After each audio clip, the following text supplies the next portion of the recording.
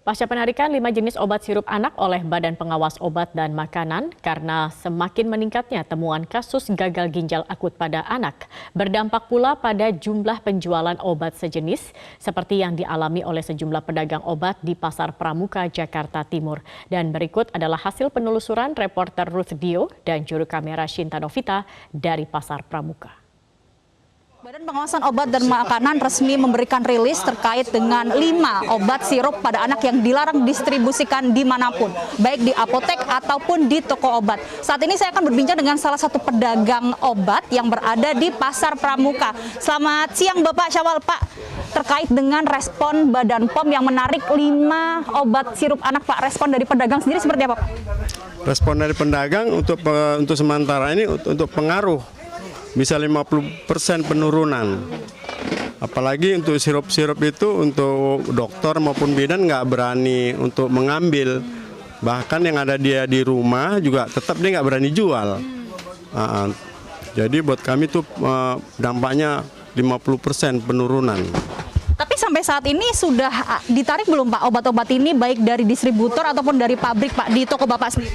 Belum ada penarikan, belum ada imbauan. Harapannya setelah ada penarikan obat ini seperti apa Pak dari pedagang? Ya semoga jangan sampai berlarut-larut lah, yang obat-obat yang tertentu aja. Jadi jangan semua obat yang sirup dianggapnya mempengaruhi untuk ginjal kan. Itu aja untuk harapan kami. Terima kasih Pak Syawal untuk waktunya Pak.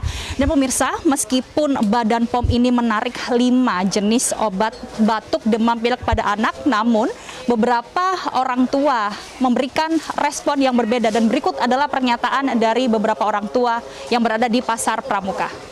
Kalau saya sih melihat itu kan berbahaya ya. Untuk anak itu kan bukan masa depan kita kan. Jadi saya sangat kaget gitu. Kenapa ginjal anaknya masih kecil sudah terkena ginjal, itu sangat berbahaya. Seperti itu. Setuju, sangat setuju karena itu akan merusak ya organ tubuh anak. Yang mana anak itu adalah masih kecil kan, organnya sangat sensitif. Kalau masuk obat yang terlalu berat, dia akan cepat merusak. Itu aja.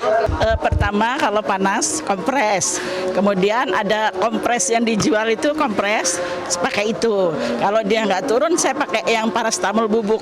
Saya bubuk, kemudian saya kasihkan ke anak itu.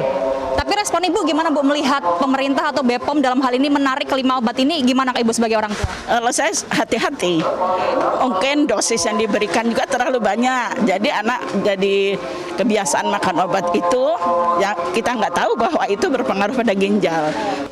Pemirsa, beberapa orang tua yang kami wawancarai menyatakan bahwa meskipun obat sirup pada anak ini ditarik peredarannya di pasaran, namun masih ada beberapa cara untuk mengobati anak yang memiliki demam, batuk, pilek seperti cara-cara herbal, konvensional, dan juga hanya dengan cara mengompres dan juga menggunakan bahan-bahan yang ada di rumah.